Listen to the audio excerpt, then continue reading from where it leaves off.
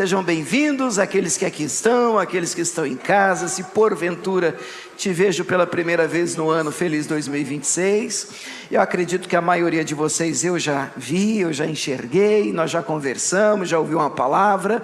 Que Deus nos agracie nesse ano, amém, irmãos? Seja um ano de graça, de bênção, de favor, de proteção, de direção da parte do Senhor. E nada melhor do que encontrar essa direção na palavra de Deus, na palavra do Senhor, que nós vamos ler, que nós vamos orar, que nós vamos procurar compreender um pouco melhor. Obrigado, meus irmãos, o louvor, daqui a pouco a gente adora mais o nosso bom Deus, e nós vamos para o ministério da palavra. Eu gostaria de lembrá-los de Eclesiastes 8:5, a título de introdução. Eu gostaria de conversar um pouquinho com você, porque esse é um texto que eu já andei usando aqui, não é o texto principal, mas sem ele a gente não vai conseguir entender a mensagem de hoje. A gente precisa desse pano de fundo para a gente poder entrar naquilo que eu acredito que o Espírito Santo hoje quer tratar conosco de uma maneira especial. Eclesiastes 8:5, a palavra de Deus vai dizer assim: quem guardar o mandamento não experimentará nenhum mal, e o coração do sábio discernirá o tempo e o modo. Será que a gente pode repetir a segunda parte? E o coração do sábio discernirá o tempo e o modo. Vamos orar? Pai, nós estamos diante da Tua palavra. Nosso coração, meu Pai, precisa ser sábio. E nós oramos e pedimos ao Senhor sabedoria, em especial nesse início de novo tempo, de nova estação, de um novo ano. Pedimos ao Senhor coração sábio que possa distinguir, discernir e possa perceber o nosso tempo, o nosso momento. E contamos ao Espírito Santo de Deus com a ajuda do Senhor. Pedimos que o Senhor abra os olhos do nosso entendimento e que o Senhor nos dê um coração ensinável, tratável, um coração pastoreável. Em nome de Jesus, pedimos que o Senhor trate conosco à luz da Tua palavra, nos alcance de uma maneira especial. É o que nós te pedimos, em nome de Jesus. E a igreja que crê assim diga amém. Amém. Eu não vou gastar muito tempo nesse texto, porque ele já faz parte de um testemunho que eu já andei contando aqui, pessoal. Inclusive, nós estarmos aqui hoje, vivendo o que estamos vivendo, deve-se muito a esse texto, que eu não nego. Eu recebi de um pastor que foi nos visitar de uma maneira muito esquisita, que Deus faz algumas coisas esquisitas, fora da curva, fora da régua, que ele foi nos visitar quando nós estávamos fora do país, e foi assim a única vez que eu vi ele na minha vida. Eu não me considero uma pessoa mística, mas eu vi Deus nessa visita, nesse cafezinho que ele me convidou para tomar. Foi a única vez que eu o enxerguei. Eu não conhecia quem era, quem marcou esse encontro, quem me deu o contato, deu para ele o meu contato, foi um pastor daqui, que eu conheço aqui na região, está em Jabuticabá hoje, e ele deu para esse pastor o meu contato, nunca me viu, mandou uma mensagem para mim: olha, eu preciso falar com você. Eu relutando, mas já orando, pedindo a Deus uma direção. Por isso que toda vez que você estiver orando em um momento de transição na sua vida, pedindo a Deus resposta em alguma área, não fuja de ninguém, não corra de nenhum café, encontre todo mundo, tope toda reunião, porque você não sabe de onde virá o socorro, a resposta, a direção. Quem é que Deus vai usar para trazer para você a palavra que vai te nortear, que vai apontar para você uma nova direção? E eu e peguei a Camila, minha esposa, vocês já conhecem, vamos lá, e chegou lá, ele leu esse texto para mim. Claro que eu não vou gastar muito tempo aqui, como eu disse, porque já andei falando sobre isso, mas eu preciso da paciência daqueles que ouviram, só para a gente ter esse pano de fundo, porque para frente, depois nós vamos precisar dessa ideia. A ideia da segunda parte do texto é que um coração sábio, uma pessoa que é sábia, ela tem um coração que sabe discernir o tempo e o modo. De novo, o tempo e o modo. Vou falar a mesma coisa de maneira diferente. O quando e o como. O tempo e o modo, é o quando e o como. Existe a maneira certa de fazer, mas existe o tempo certo de fazer. Fazer o certo na hora errada também dá ruim. Então nós precisamos de um casamento gracioso, perfeito, que é quando eu tomo a decisão certa na hora em que ela precisava ser tomada. E isso é muito importante. Porque você pode sim estar fervendo, borbulhando seu coração de uma decisão acertada para a sua vida, mas o momento não é esse. É como um parto.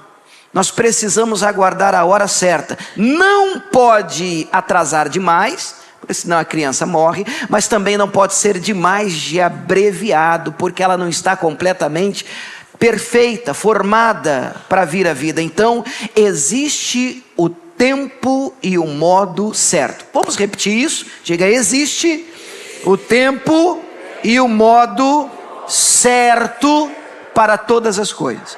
O próprio livro de Eclesiastes, ele separa o capítulo 3 com esse cuidado, né? Tudo tem um tempo certo, tudo tem uma estação certa, e aí tem uma lista de tempo de viver, tempo de morrer, tempo de plantar, tempo de colher. Dito isso, eu me lembro do exemplo, e vou pegar emprestado o exemplo dele para a gente prosseguir, para a gente caminhar para o tema de hoje. O exemplo que ele me deu foi o seguinte: imagine uma época de calor, e nós estamos no verão, e aqui é quente, e Cuiabá, acredite, é mais quente que aqui. E se vocês quiserem, depois a gente traz um pouquinho de calor de lá para os irmãos aqui também. Mas é muito quente, é quente com força mesmo.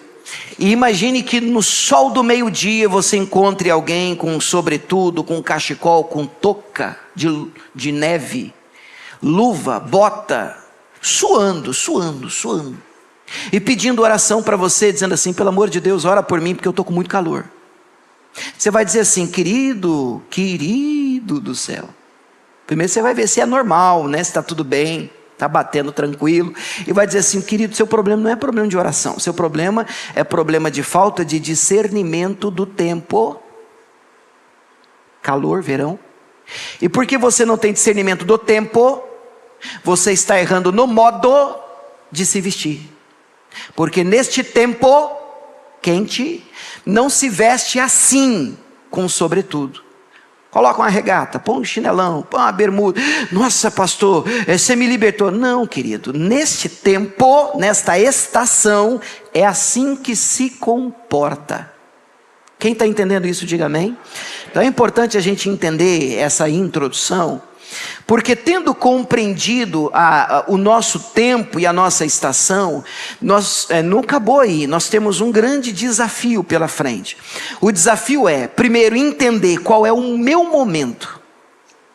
Tendo entendido qual é o meu momento, eu preciso agora da compreensão de como é que se vive nesse momento. Como é que se comporta nessa estação. Pois é aqui então que nasce o nosso encontro de hoje. Eu quero falar com vocês, meus irmãos, e eu acredito que isso pode te ajudar muito, esteja você aqui ou em casa, sobre um Deus de estações, um Deus de mudança. A vida é assim, a vida ela é feita de estações. Nós enfrentamos momentos maravilhosos e enfrentamos momentos, eu vou chamar de não tão maravilhosos assim. Existem momentos que são muito agradáveis e existem momentos na nossa vida que são desafiadores. Uma grande verdade precisa ser dita, afirmada: nenhum destes momentos dura para sempre. Nenhuma estação é perpétua. Nenhuma estação, em regra, permanece para o resto da vida. Seja ela agradável, você pode estar aqui, pastor, que maravilha. Então, curta bastante essa estação, porque ela também passa.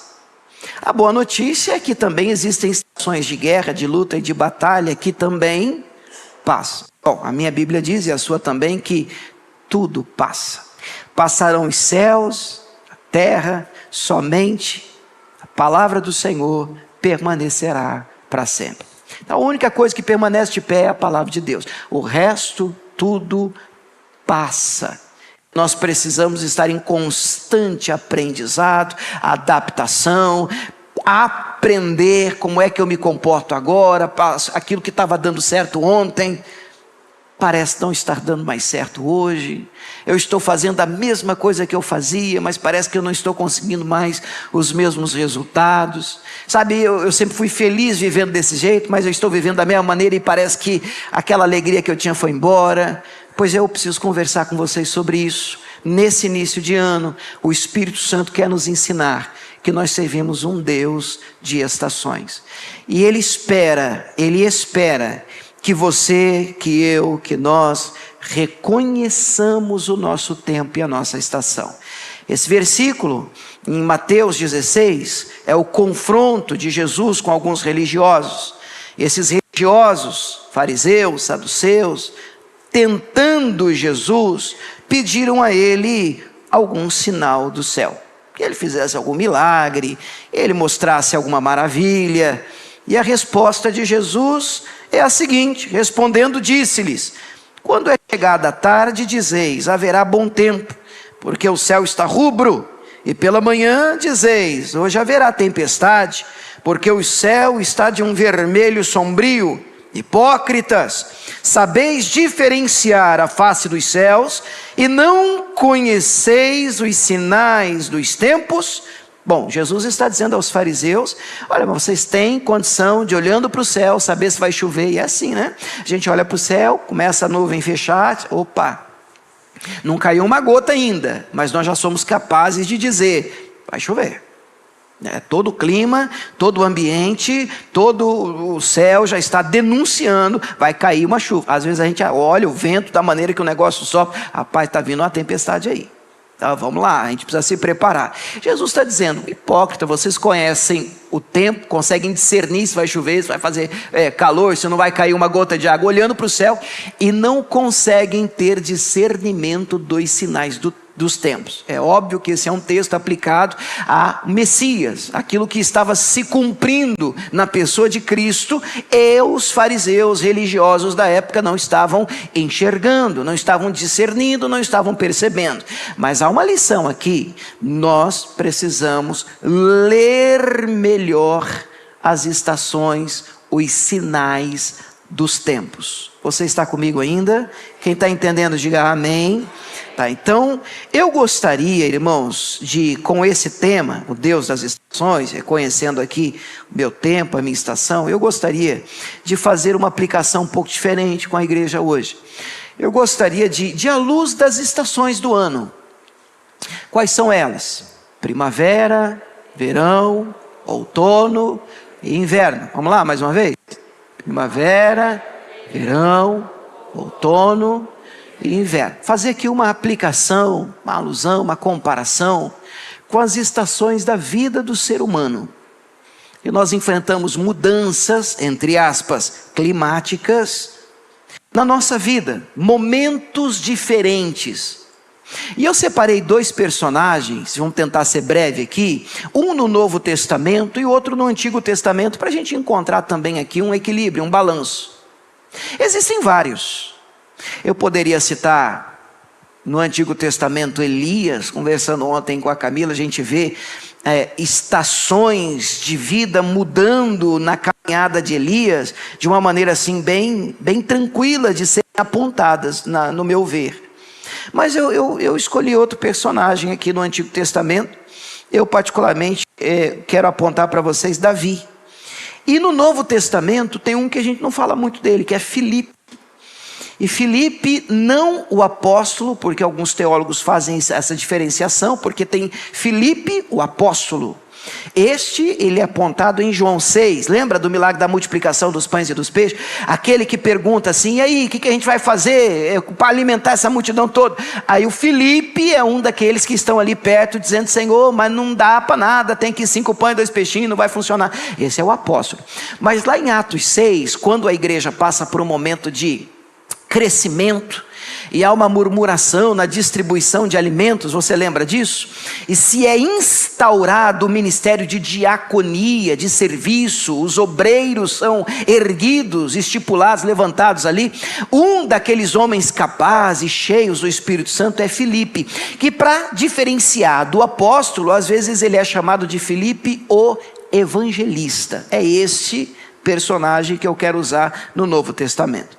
Então eu gostaria de apresentar a vocês, vamos ver se o Espírito Santo alcança o nosso coração dessa forma aqui nessa manhã. Eu apresento a estação, a gente dá uma olhada em como ela funciona, no que diz respeito à estação do ano mesmo, e a gente dá uma olhada na nossa vida. E aí eu queria fazer um trato com vocês. O trato é o seguinte: eu não quero que você pense em ninguém, eu não quero que você pense em outra pessoa, eu não quero que a sua mente vá para outro lugar. À medida em que eu for falando, primavera, e os pontos da primavera, eu quero que você olhe para a sua vida. E eu quero que você comece a se examinar e pensar assim: esse é o meu momento. Ou, pastor, não tem nada a ver com o meu momento. Não é esse o meu momento. Eu já vou adiantar vocês. Ou você, se você não estiver na primavera, pode ser que você esteja num verão com Deus. Olha que maravilha. Pastor, não deu verão não. Então, pode ser que seja um outono. Pastor, não deu outono não. Então, pode ser que seja um inverno. Mas uma coisa eu vou dizer a vocês sem medo de errar. Em alguma destas estações, você se verá. Repito, por que é importante que você se veja em uma delas? Porque só quem tem o discernimento do tempo e da sua estação é que vai poder orar a Deus dizendo: Deus, meu momento é esse.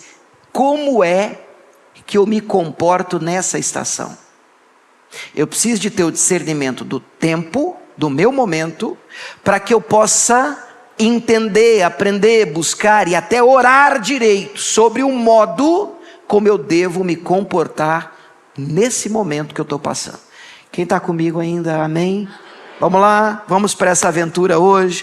Primeira estação, vamos começar com alegria. Alegria, primavera.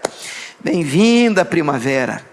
A primavera é a estação do ano que segue ao inverno e precede o verão. É a estação que abre as cortinas para a próxima, que é o verão. É tipicamente associada ao reflorescimento da flora terrestre. O que eu aponto aqui, pensando na primavera, e a gente já vai para os personagens. É na primavera que as flores surgem. Eu não sei se para nós, aqui em Ribeirão Preto, é uma mensagem tão clara do que para outras pessoas que vivem em algumas regiões onde as estações são muito bem definidas. Existem lugares, no Brasil também, mas principalmente fora do Brasil, onde as estações elas são muito bem definidas. Primavera, você passa na rua, você percebe flores nas árvores, a gente percebe aqui também. Flores, você vê primavera, está tudo colorido, tudo florido. Verão, sol de rachar, você vê que é quente com força. O outono, as folhas estão caindo, o negócio está meio cinza. E o inverno, dependendo do lugar, é com força. Dependendo do lugar onde você está, querido, você tem que cavucar para desenterrar o carro da neve. Dependendo do rigoroso tipo de inverno. É bacana quando a gente tem um lugar onde isso tudo é muito bem claro, muito bem definido. Eu entendo que a mensagem ficaria ainda mais clara. Mas eu conto aqui com a sua cooperação para você entender essa mensagem, tendo na nossa vida estas estações bem definidas. Bem, na primavera as flores surgem. Eu coloquei aqui, as coisas começam a dar certo. O mundo parece mais colorido. Eu não sei se você está nesse momento de vida, sabe? Quando você dorme assim, sorrindo. O pastor, estou dormindo assim não, então espera outra estação. Parece que todos foram com você, sabe, gostam de você, vão com a sua cara, todos sorriem para você, os frutos começam a surgir. Trata-se de um tempo de empolgação. Às vezes a gente vive muito isso quando a gente começa um projeto novo, alguma coisa, a gente está vivendo uma mudança agradável, alguma coisa nova, e isso para nós é um combustível, sabe? A gente se sente motivado, tá apontando, algumas coisas novas estão surgindo e as expectativas estão à flor da pele. Vamos tentar ver isso na vida desses dois personagens. Primeiro, Filipe, Atos capítulo 8, verso 5. Vamos lá, Samuel, você me ajuda aí? Atos 8, 5, eu vou ler do 5 até o 8. Vê se você consegue enxergar ou se vê na vida de Filipe, o evangelista. Olha só. Descendo Filipe à cidade de Samaria, lhes pregava a Cristo, e as multidões unanimemente prestavam atenção ao que Filipe dizia, porque ouviam e viam os sinais que ele fazia, pois que os espíritos imundos saíam de muitos que os tinham, clamando em alta voz, e muitos paralíticos e coxos eram curados. Diga glória a Deus, que lindo, né? Viver isso. E havia grande alegria naquela cidade. Bom, eu não sei se você já conhece a história, mas Samaria recebe a palavra, o evangelho de Cristo. E o primeiro instrumento usado por Deus, esta primeira pessoa, foi Filipe. E Filipe pregando em Samaria, olha, meu irmão, o Espírito de Deus, o Senhor fez uma revolução, Deus visitou aquele lugar, conversão, libertação, alegria, um negócio assim difícil de explicar. Era Deus através da vida de Filipe, e tudo que o Filipe, olha, orava, estava dando tudo certo. Vamos tentar ver essa estação na vida de Davi. Eu percebo essa estação, talvez se você puder me ajudar, não sei se você enxerga assim também, mas lá em 1 Samuel 16, verso 12, eu olho para o Davi, bem no início da sua caminhada, ainda um garoto novo. O texto vai dizer em 1 Samuel 16, 12, que o Senhor olhou para Davi. Olha só que bonito. Então mandou em busca dele e o trouxe. Está falando das características de Davi. Ele era ruivo, formoso, de semblante, de boa presença. E então disse o Senhor: levanta-te, unge-o, porque este mesmo é. Então Samuel tomou o vaso de azeite, olha que coisa linda, e ungiu no meio dos seus irmãos. E desde aquele dia em diante, o Espírito do Senhor se apoderou de Davi, aleluia. Então Samuel se levantou e foi embora para Ramá. Vocês lembram desse momento? Esse é o momento em que Deus está à procura de um novo rei. Saul está pisando na bola, está no erro, está falhando com Deus em rebeldia. Então Deus diz a Samuel, que era o sacerdote da época: olha, se levante, vá ungir outro. Samuel reluta, até que não tem jeito, não tem como, né, brigar com Deus. Tá bom, vou ungir. Mas Deus só disse que era um filho de Jessé, não diz qual. Jessé, além de Davi, tinha 7. Como se não bastasse, Davi era o mais improvável, porque ele é o caçula da turma. Então lá vem Samuel com a taça do azeite. Quando ele chega na casa do Jessé, que é o nome do pai do Davi, ele apresenta os mais prováveis. O mais velho, Eliabe, Abinadab, Samá, a escadinha.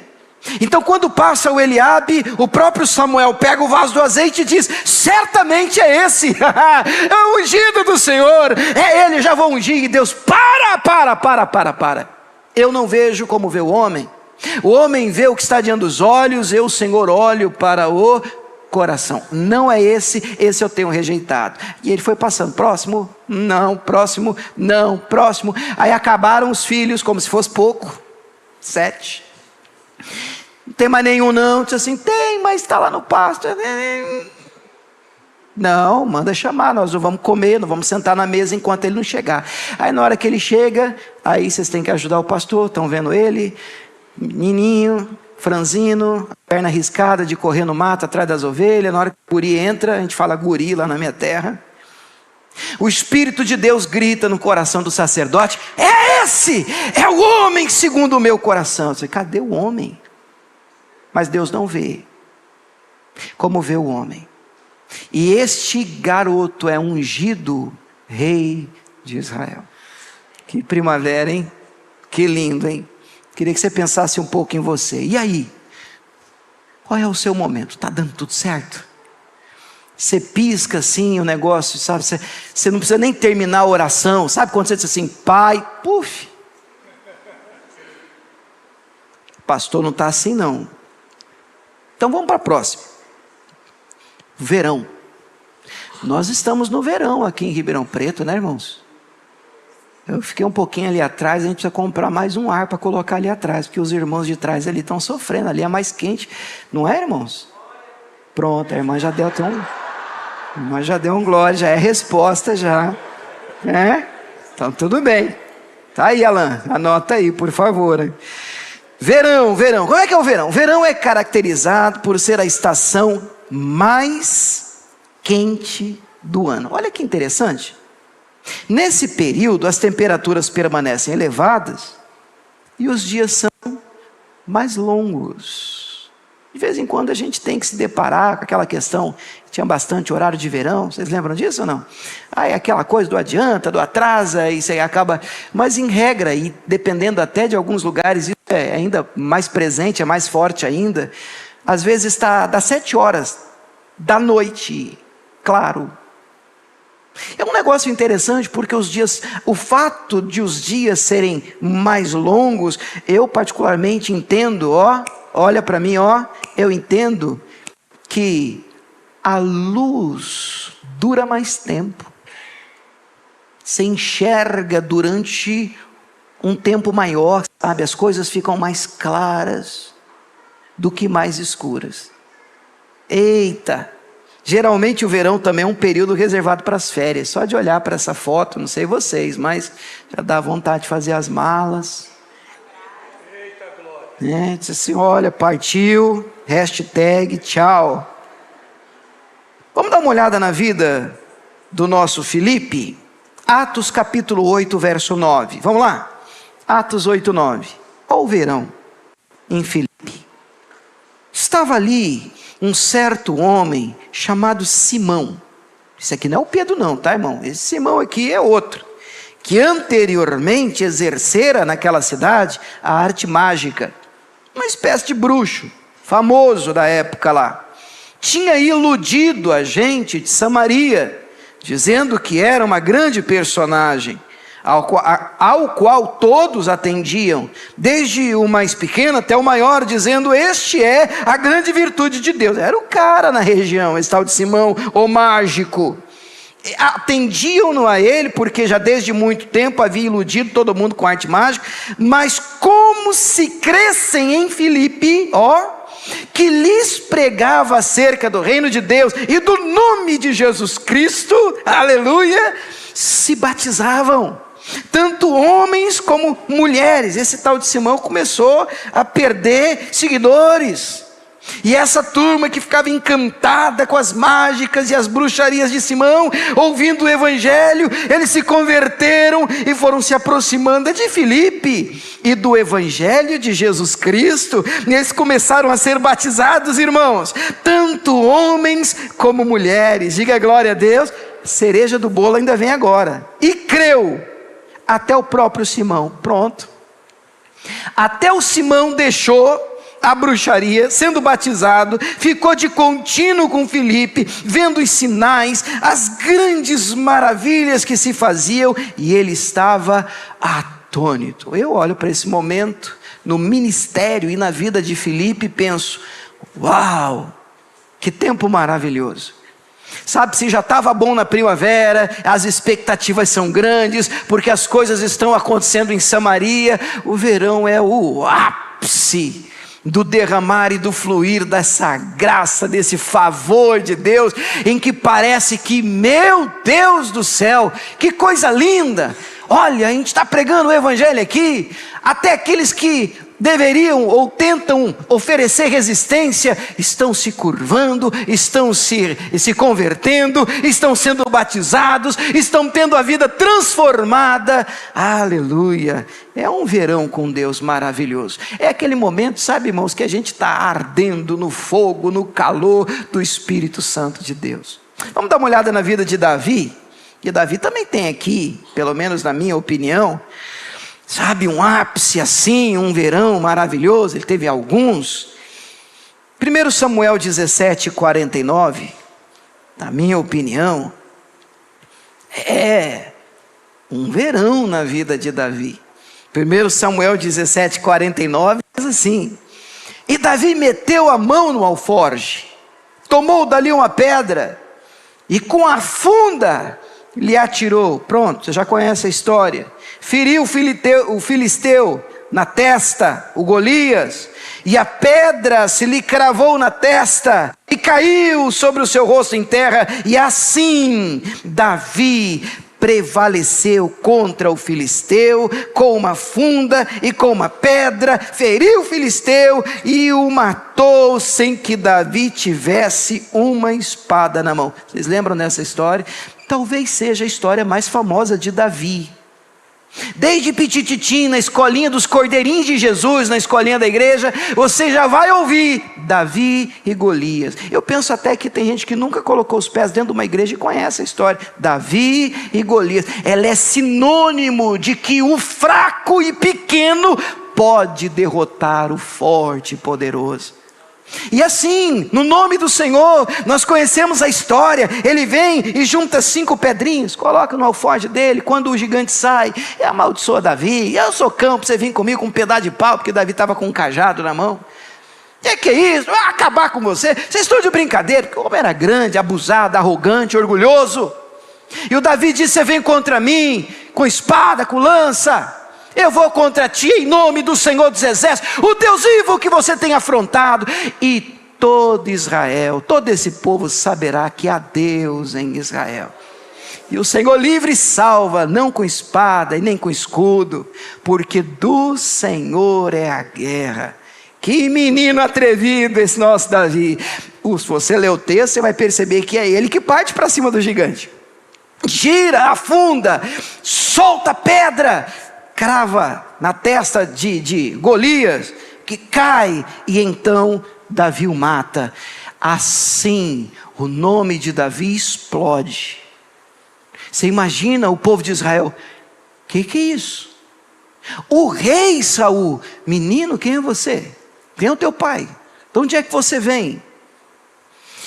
Que verão fantástico, sabe, irmãos? É quando a gente atira a pedra e não precisa de duas. As coisas acontecem na vida da gente de uma maneira maravilhosa. E aí está assim, você anda matando gigante por aí, pelo amor de Deus, é uma linguagem figurada, né, irmãos? Como é que estão as coisas na sua vida quando você olha para você? Não precisa de 2 tiros, pastor, não precisa de 2 pedras. É assim, eu tento, pronto, acontece. Parabéns, parabéns. Você está num verão com Deus. Mas eu disse a vocês e repito: nenhuma estação dura para sempre. Ih, estão desanimando já. Outono. O outono é a estação do ano que sucede o verão e antecede o inverno. É caracterizado por queda na temperatura, começa a esfriar. Se bem que aqui em Ribeirão a gente não tem esse negócio de começa, já que é quente, mais quente, né? E pelo início da queda das folhas das árvores. Aí eu pontuei aqui, não sei se os irmãos concordam comigo, mas no outono as folhas caem, a beleza vai embora. O mundo começa a ficar cinza, sabe? O mundo começa a ficar cinza, quando você está vivendo do mesmo jeito, mas, sabe, você acorda e já não tem mais a mesma empolgação. Eu disse: mas esquisito. Aqui temos a oportunidade de alcançar a maturidade espiritual, e eu vou apontar isso para vocês na vida de ambos, Davi e Filipe. Mas grave essa frase: Aqui parece que as coisas não fazem mais sentido. Já passou por um momento assim? Parecemos não entender mais nada. Estava tudo tão maravilhoso, tudo dando certo. O que aconteceu? É interessante se você olhar para você mesmo, você diz, mas eu não fiz nada de diferente. Eu continuo me comportando, vivendo do mesmo jeito e parece que as folhas caíram, sabe, pastor? Não sei, a beleza da coisa, aquela coisa que eu estava, foi embora. Vamos dar uma olhada na vida do Filipe? Atos 8,14. E eu tenho que valorizar o comportamento desses personagens, apontando a estação. Perceba que o problema não é o comportamento deles. O comportamento dos dois é louvável e a gente precisa aprender com esse comportamento. Lembra do tempo, estação e o modo. Como é que eu vou me comportar nessa estação? Mas olha só o que acontece no verso 14, Atos 8,14. Os apóstolos, pois, que estavam em Jerusalém, portanto, Filipe está em Samaria e o evangelho explodiu em Samaria. Ali está todo mundo se convertendo e até bruxo está sendo batizado. O negócio está tinindo através da vida de Filipe. E os apóstolos que estavam em Jerusalém, ouvindo que Samaria recebera a palavra de Deus, enviaram para lá Pedro e João. Tudo bem? Estão me acompanhando? Tá, Pedro e João. Os quais, tendo descido, oraram por eles para que recebessem o Espírito Santo. Porque sobre nenhum deles tinha ainda descido, mas somente eram batizados em nome do Senhor Jesus. Então, lhes impuseram as mãos, e o texto me leva a acreditar que quem fez isso foi Pedro e João. Colocaram as mãos sobre aqueles que ali estavam em Samaria, e eles receberam o Espírito Santo. É lógico que a nossa leitura do texto, ela deve ser uma leitura honesta, ela deve ser uma leitura de coração convertido. E é lindo o que Deus faz em Samaria, porque eles se convertem, eles foram batizados, ministério de Filipe, e agora é enviado para lá Pedro e João, porque a obra não estava completa, e agora com Pedro e João, eles são batizados, cheios do Espírito Santo. Você pode dizer glória a Deus por isso? Tá. Eu queria que vocês colocassem no lugar de Filipe. Porque por muito menos, e aqui é imaturidade, esse é o problema, imaturidade, esse que eu quero denunciar, nessa estação, em que às vezes você foi tão usado, tão útil, tão importante, e de repente se sente substituído. E eu não acredito que Filipe tenha se sentido assim, mas é exatamente esse o comportamento positivo em uma mudança de estação que eu e você precisamos ter. Não é porque não aconteceu através de mim que eu não devo louvar e adorar a Deus pelo que Deus está fazendo. Mas se nós não abrirmos os olhos e o coração, não tiver maturidade espiritual, nós vamos achar que, e aí ó, vim aqui, quebrei pedra, ninguém queria vir, o negócio estava ruim, cheio de macumbeiro, de bruxa aqui, aí eu cheguei, o trabalho começou, agora que o negócio está bom, Pedrão quer sentar na janela, Joãozinho quer pegar carona, aqui não, aqui é meu, aqui é ninguém. E não existe isso com Deus. Na caminhada cristã, há uma espécie de corrida de bastão. Eu tenho dons e talentos, e você tem dons e talentos. Existem coisas que Deus pode usar e fazer através de mim, e certamente não fará tudo, porque Deus não trabalha assim. E Deus vai usar você em situações e momentos com dons e talentos que eu não tenho. Como é que é o nome disso? Deixa eu ver. A igreja. Igreja. A igreja é um corpo que possui vários membros. Paulo, escrevendo 1 Coríntios 12, vai dizer que um é braço, outro é orelha, outro é olho, outro é nariz. E um não pode virar para o braço, não pode virar para o outro. Você diz, eu queria ser o direito, eu queria ser o esquerdo. Não, porque todo o corpo trabalha para um bem comum. E a perda de um membro dói em todo o corpo e faz muita falta. Imagine que você está carregando um peso, e você, por exemplo, eu sou destro, né? Eu escrevo, faço mais coisas com a direita, é mais forte. Mas eu estou carregando uma sacola pesada, assim, imagina a cena, com o braço esquerdo. Então o esquerdo grita, é uma ordem, a cabeça diz assim, direito, ajuda o esquerdo porque está pesado. Imagina o direito rebelde, não estou afim. Quem manda ele não quer fazer tudo sozinho? Mas é automático, vem o direito e já, pá, embaixo.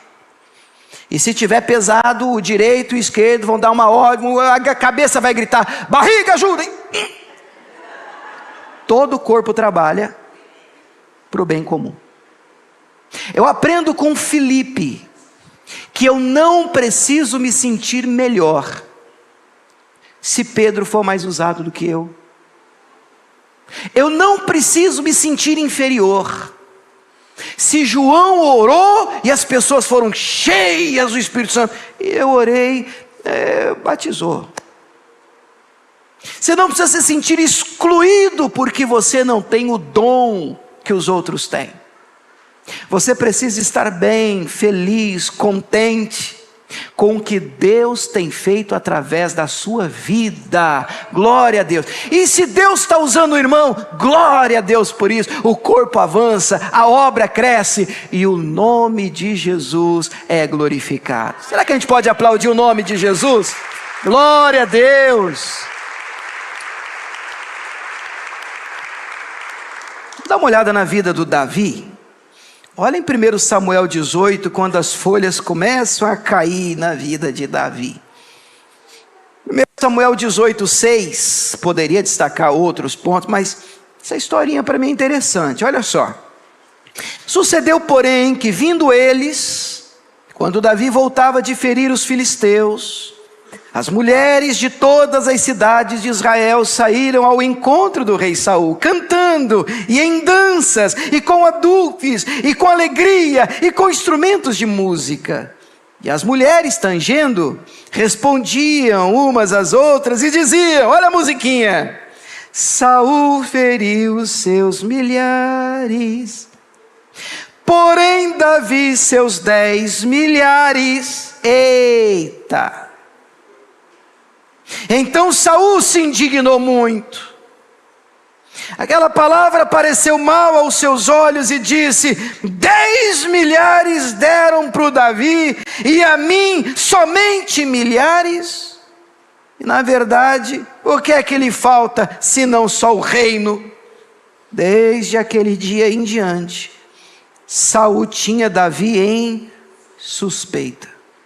Eu estava conversando com a Camila ontem e nós chegamos a uma conclusão, o problema não é a musiquinha.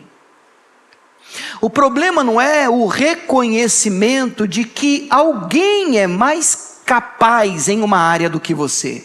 O problema é como você vai reagir a isso, no alto da sua imaturidade. Ou você é maduro para dizer verdade, que Deus abençoe, que ele cresça. Ó, João Batista, lembra? Cresça, isso não vai mexer comigo, isso não me diminui. Eu quero ser útil, até onde eu for útil com os meus dons e talentos, glória a Deus. Agora a reação de Saul ao canto das mulheres, Davi e Saul estão voltando de uma guerra. Você já deve ter visto isso em filmes, eles estão, os cavalos, já a tropa chegando, entrando na cidade, são recebidos com festa, venceram a batalha. E elas começam a cantar, e na cantoria, a letra da música dizia, Davi matou seus 10 milhares, e Saul, milão. Na hora que elas cantaram milão para o Saul, Saul entupiu. Quer dizer, como é que é assim, milão para mim e 10 mil para ele? E aí ele olha para Davi e vê Davi uma ameaça. Seu irmão não é uma ameaça para o seu reininho. A propósito, você não tem reininho, ninguém tem reininho, o reino é de um só. Nós temos um rei dos reis e senhor dos senhores, e é a ele a honra, a ele a glória, a ele o louvor. Esse negócio de brigar pelo seu troninho, para com isso. Deus tem para você, Deus tem para você, querido. Você não precisa disso, você não precisa entrar nesse tipo de coisa. Você precisa acreditar que o teu futuro, a tua vida está nas mãos do Senhor. Ele é o detentor da tua história. As folhas começam a cair e uma estação muda, simplesmente porque Saul é imaturo, não consegue lidar com esse elogio descarado, escancarado para o Davi. E Davi começa a ser perseguido. Irmão, estava tudo bom, estava tudo tranquilo, estava tudo dando certo, vento em pouco, matador de gigante. Agora ele começa a ser perseguido pelo rei. A vida mudou. E aí, como é que você está?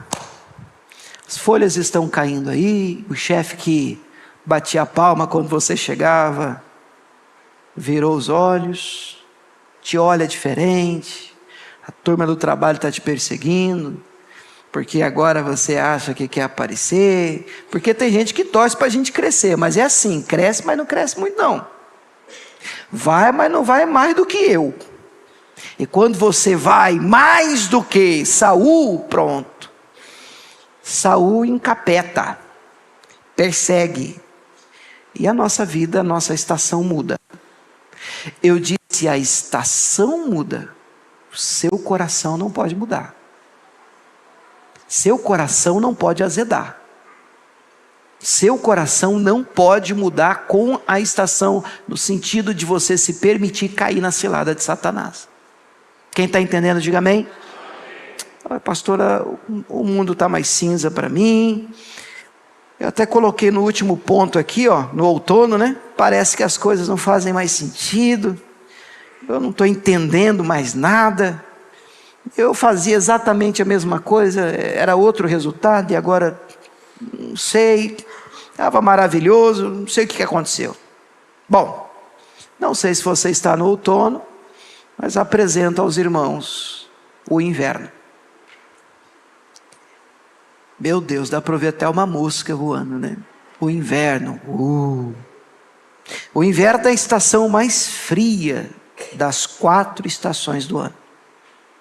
Olha que interessante, as noites são mais longas, tempo maior de falta de luz. Você sabe que o Salmo 119 vai dizer, lâmpada para os meus pés é a tua palavra, é luz para o meu caminho. Sabe, nós enfrentamos momentos na vida da gente e a gente diz, Deus, e agora? O que eu faço? Tem gente que acha que porque somos crentes, a gente sabe o que fazer toda hora, todo dia. Conversa, meu irmão. Tem estação na vida da gente que a gente dobra o joelho assim, adiante dos outros. Não, vamos lá, Deus aí, vamos lá. Mas na hora que você fecha a porta do quarto, dobra o joelho. Jesus amado, o que eu faço? E o que eu vou fazer? Falta uma luz, uma direção, uma clareza. As noites são longas no inverno. Durante essa estação do ano, várias espécies de aves migram. Interessante esse senso, esse instinto, né? Elas fogem para outros lugares para fugir do frio. Bom, lembre-se, uma verdade que eu quero destacar aqui: o inverno não dura para sempre. Isso vai passar, meu irmão. O Salmo 30, verso 5, você não precisa abrir lá, você vai lembrar. Vai dizer assim: o choro pode durar uma noite inteira. Ainda bem que não termina aqui. Como é que é o texto completo? Mas a alegria vem pela manhã. Nenhuma noite é eterna. Isso vai passar. Essa estação vai findar. Força, coragem, ânimo, para essa estação não te matar. Para você não se perder nessa estação. É tempo, no inverno, de se aproximar de Deus, que é fogo consumidor. Nós precisamos chegar mais perto do Senhor. Você está percebendo que você está no momento em que, meu Deus, pastor, eu oro, parece que minha oração não passa do teto. Irmão, não adianta, você pode ser anjo com a asa escondida aí debaixo da camiseta. Todo mundo tem um período assim. Se você tem um tempo com Deus aí, alguns anos de caminhada já no Evangelho, você já certamente enfrentou momentos na sua vida, estações em que você diz, meu Deus do céu, parece que eu vou na igreja, nada é para mim. Eu abro a Bíblia é grossa, hein? Parece que nenhuma palavra fala comigo, eu escuto uma mensagem, sabe? Sei lá, parece que nada flui. Você está numa estação de frieza, você precisa se aproximar do Senhor, você precisa se manter firme na presença dEle. Eu ouso dizer a você também que você deve evitar tomar decisões muito importantes no inverno. Você precisa entender que essa é uma estação em que você precisa se aproximar do Senhor e, olha, se guardar na presença dEle. É tempo de aprofundar as suas raízes em Deus e no Evangelho de Jesus Cristo. Vocês lembram do Salmo 1? Bem-aventurado o homem que não anda segundo o conselho dos ímpios, não se detém no caminho dos pecadores, não se assenta na roda dos escarnecedores, antes tem o seu prazer na lei do Senhor, na sua lei medita de dia e de noite. Este será como uma árvore plantada junto a ribeiros de água, as folhas não caem, os frutos nascem na estação própria, tudo o que fizer prosperará. Meu Deus, esse é o Salmo 1. Esse é um tempo de frieza, de luta, de batalha, de guerra. E se a coisa está congelada do lado de fora, aproveite para você aprofundar as suas raízes em Cristo. Mas eu vou pegar firme com o Senhor. Esse é um tempo que eu vou vigiar mais. Esse é um tempo que eu vou orar mais. E perceba que mesmo orando, pode ser que você não tenha sensações, emoções, pode ser que você não sinta arrepio, pode ser que você, é aquele momento em que você está fazendo tudo certo, mas sabe, e nós seres humanos gostamos de sentir, mas a Bíblia não diz que tudo é possível para aquele que sente. A Bíblia diz que tudo é possível para aquele que crê. Então é importante que você continue crendo, que você continue perto de Deus, que você continue fazendo o certo, a sua leitura, o seu devocional com Deus em dia, bem com o Senhor. E essa estação vai passar. Vamos dar uma olhada na vida do Filipe, o que a gente poderia chamar de inverno. Eu não sei se você vai enxergar da mesma forma. Atos 8:26. Vamos só recapitular. Filipe começa com uma primavera, chega em Samaria, o evangelho é aceito, as pessoas começam a ser batizadas. A coisa melhora ainda no verão, porque até bruxo e mágico se converte. Quer dizer, até aqueles que deveriam fazer e tentam fazer oposição estão se rendendo. As folhas começam a cair quando aparece uma turma no lugar dele. Pedro e João vão para lá, e agora a obra continua nas mãos de Pedro e João. Para os céus está tudo bem. E ainda bem que o coração de Filipe é um coração maduro o suficiente para passar o bastão e dizer: glória a Deus, importa que o Senhor continue. E agora, o verso de número 26, o anjo do Senhor disse a Filipe: levanta-te, vai para a banda do sul, ao caminho que desce de Jerusalém para Gaza, que está deserto. Que convite esquisito. Nós vivemos num mundo de promoção. No mundo aí fora é assim: você foi bem aqui, então você é promovido. A vida aí fora é assim. Então nós buscamos recompensa. Peraí, eu vou lutar, vou trabalhar aqui, meu setor cresceu, eu produzi, eu agradei, eu fiz, aconteceu, funcionou, explodiu, então eu mereço um cargo melhor, eu mereço algo que me pague mais. Aí fora é assim. É interessante que quando Jesus estava caminhando certa vez com os discípulos e falando sobre a sua morte, Jesus falava sobre a sua morte, atrás os discípulos iam discutindo entre eles quem seria o maior deles. Vocês acreditam nisso, irmãos? Isso é velho, irmãos. Eles atrás de Jesus, Jesus falando que vai morrer, e atrás de Jesus eles estão dizendo assim: eu sou maior que você. E o outro: mas é nada, eu sou maior que você. Aí Jesus, sabendo disso, reúne todos eles, pega uma criança e diz: olha, aí fora é assim. Aí fora é assim. Mas entre vocês não será assim. Quem quiser ser o maior deve ser o menor. Meu Deus, que inversão é essa? O problema é quando isso lá fora entra aqui dentro. E as pessoas olham para o ministério, para a obra de Deus, olham para a igreja, para a vida com Cristo e para o evangelho, assim como promoção. Como é que é? Eu preguei lá, multidão, e agora? Agora o anjo vai me levar para o deserto. Filipe, trabalho bacana em Samaria, hein? Uma missão nova. Vamos ali no deserto que a gente está precisando ganhar um eunuco, batizar uma alma, falar de Jesus para uma pessoa. Isso desmerece você? Claro que não. Porque no Evangelho não existe esse negócio de promoção. No Evangelho não existe esse negócio de numerologia, numerolatria. O Evangelho não tem nada a ver com isso. E o coração de Filipe me mostra que mesmo no inverno, eu posso continuar sendo um instrumento nas mãos de Deus. Eu posso não ter, sabe, aquele momento, aquela coisa mais importa, que eu esteja no centro da vontade de Deus. O texto, eu gosto demais desse texto, porque o anjo não mente, ele está deserto lá. E a próxima frase, no 27, vamos ler juntos? Próxima frase em voz alta. E levantou-se e foi. Lindo demais, simples assim. Como é que é? O que o Senhor quer de mim? Onde é que o Senhor me quer? Agora é no deserto. Bora. Deserto. Ok, problema nenhum.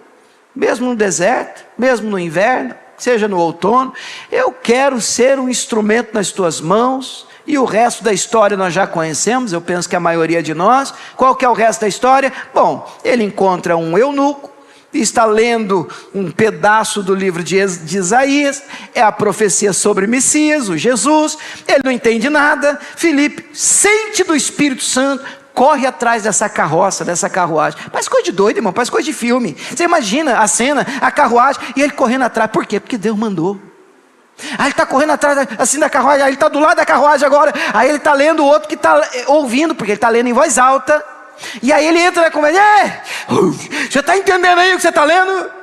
E aí o eunuco disse assim, como é que eu vou entender? Ninguém me explica. Disse assim, eu te explico. Pode parar o carro. Parou o carro, entrou no carro, explicou, falou de Jesus, anunciou o Evangelho, os dois na carroça, falou sobre a importância de aceitar e recebê-lo como Senhor e Salvador e ser batizado. Eles passam e tem lá uma poça de água, um açude, alguma coisa do tipo, e ele disse assim, olha, tem um pouco de água aqui. O que me impede de ser batizado? Filipe, nada, se você crê de todo o seu coração. Eu creio que Jesus Cristo é o Filho de Deus. Para o carro, pula a sua carroça, desce a carroça, batiza, ganha uma alma para Jesus. De repente, Filipe some, pronto, próxima. A gente precisa viver disponíveis para o reino de Deus, irmãos. Sensíveis. O problema é que nós enfrentamos estações e pensamos só em nós. Estações na nossa vida mudam e Deus nos usa em estações diferentes. Deus pode levar você para um lugar que não é tão agradável para você, mas o Senhor tem um eunuco para ser ganho ali. Tem alguém que precisa da sua vida, tem alguém que está necessitado de ouvir de Jesus. Vocês lembram do endemoniado gadareno? A história do endemoniado gadareno está em Marcos 5, você não precisa abrir, mas em Marcos 4,35, Jesus manda os discípulos entrarem no barco e atravessar para outra banda. Jesus não vai com eles. Uma tempestade se levanta, os discípulos, vão morrer, Jesus vem caminhando sobre... A gente conhece essa história toda. Aí, na verdade, Jesus está dentro do barco, Jesus repreende o mar, mas a verdade é que essa tempestade toda era para que eles não chegassem do outro lado, porque quando eles chegam lá, Jesus liberta esse endemoniado gadareno. E glória a Deus por isso, porque sempre tem gente precisando. Jesus quer te usar na outra banda do mar também. Bom, na vida de Davi, e aqui a gente está encerrando, 1 Samuel 18, verso 11. Será que a gente pode enxergar um inverno aqui? E ver se você enxerga assim. 1 Samuel 18, 11 diz assim: Saul atirou com a lança, dizendo: encravarei Davi na parede. Porém Davi se desviou dele 2 vezes. Aqui está escancarado que o verão acabou, né? A primavera passou, as folhas caíram, e agora o rei não quer só persegui-lo, o rei quer matá-lo. Mas a boa notícia está no capítulo 23, verso 14, vamos ler? 1 Samuel 23, 14, olha a boa notícia, olha o que diz o texto. E Davi permaneceu no deserto, inverno, lugares fortes. Ficou no monte, no deserto de Zif. Olha que bonito esse texto, igreja. E Saul o buscava todos os dias para tentar matar Davi, né? Todo dia Saul buscava ele. Porém, Deus não o entregou na sua mão. Nos desertos e nos invernos da vida, nós continuamos contando com a proteção de Deus sobre nós. Pode dizer glória a Deus por isso? Queridos, eu quero terminar concluindo com a melhor de todas os recados e mensagens.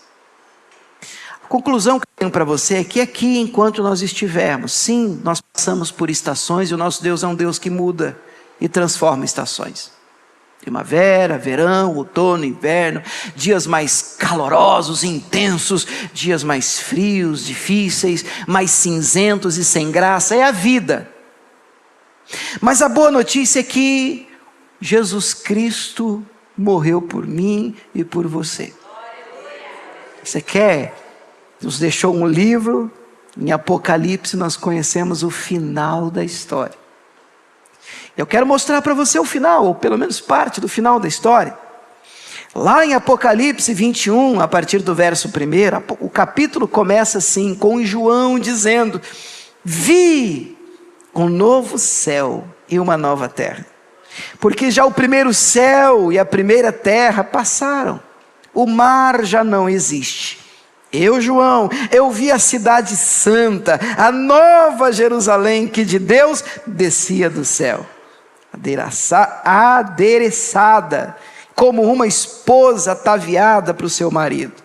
E ouvi uma grande voz do céu que dizia: eis aqui o tabernáculo de Deus com os homens, pois com eles habitará, e eles serão seu povo, e o mesmo Deus estará com eles, e será o seu Deus, e Deus limpará dos seus olhos toda lágrima. Olha que bonito, não haverá mais morte, nem pranto, nem clamor, nem dor, porque já as primeiras coisas já são passadas. E o que estava sentado sobre o trono disse: eis que faço novas todas as coisas. E disse-me: escreve, porque essas palavras são verdadeiras e fiéis. Eu termino com os versos 22 e 23 do mesmo capítulo, que diz assim: nela, nessa cidade santa, na Nova Jerusalém, para onde nós vamos? Vamos Vamos chegar lá chegando, hein? Vai ser lindo, hein? Não vi templo. Não tem templo, igreja. Porque o seu templo é o Senhor, Deus Todo-Poderoso, e o Cordeiro.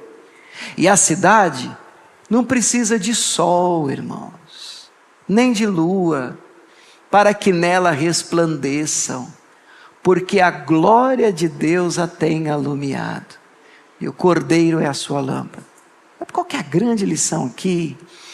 Enquanto aqui na vida nós obviamente amamos um verão, uma primavera, o solzinho da graça, do favor, de um tempo melhor, irmãos, lá será sempre dia claro, verão, alegria para todos sempre na presença do Senhor. Vamos aplaudir o Senhor, que Ele merece. Aleluia! Vamos ficar de pé? Vamos orar? Oh meu Deus, eu quero orar por você, querido. Gostaria que você examinasse agora sua estação, seu momento, entendendo que Cristo muda todas as coisas, sabe? Nosso Deus é um Deus de estações, que pode transformar qualquer coisa. Cristo morreu para que um dia nós vivêssemos para sempre essa estação com Ele, iluminados por sua glória. Aleluia.